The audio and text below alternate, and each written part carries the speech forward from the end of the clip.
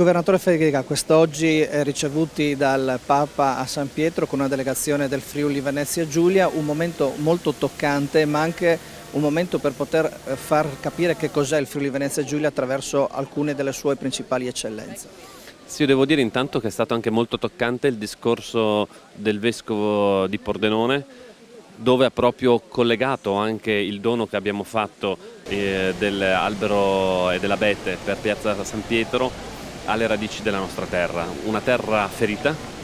che è stata ferita proprio dal maltempo, ma che come sempre punta in alto, guarda in alto, e come l'abete che oggi è alto più di 20 metri in Piazza San Pietro, così i popoli del Friuli Venezia Giulia sanno guardare in alto, guardare in avanti e sapersi ricostruire anche dopo i drammi che nella storia abbiamo dovuto subire.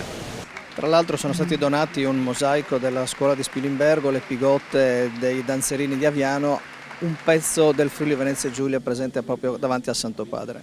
Storia ed eccellenza. La storia è legata ovviamente al mosaico d'Aquileia, l'eccellenza, un mosaico fatto dalla scuola di mosaico di Spilimbergo, che garantisce anche di far conoscere le grandi capacità che insistono in Friuli Venezia Giulia, ed è un orgoglio che il Santo Padre possa avere una parte di Friuli Venezia Giulia che rappresenta appunto storia ed eccellenza presso di sé, e questo spero che potremmo anche far conoscere sempre di più le particolarità del Friuli Venezia Giulia, che sono penso uniche a livello internazionale. Al di là dell'aspetto ufficiale, poi però c'è anche l'aspetto personale, come ha vissuto questo momento di avvicinamento a Santo Padre. No, devo dire che poi anche questa udienza privata è molto toccante perché anche relativamente intima, ovviamente parlando del Papa, dove si può avere un confronto di pochi secondi, però ovviamente è emozionante potersi confrontare con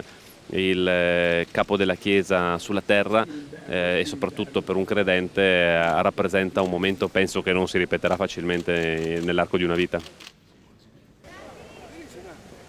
Pensavo di andare, abbiamo detto che il protocollo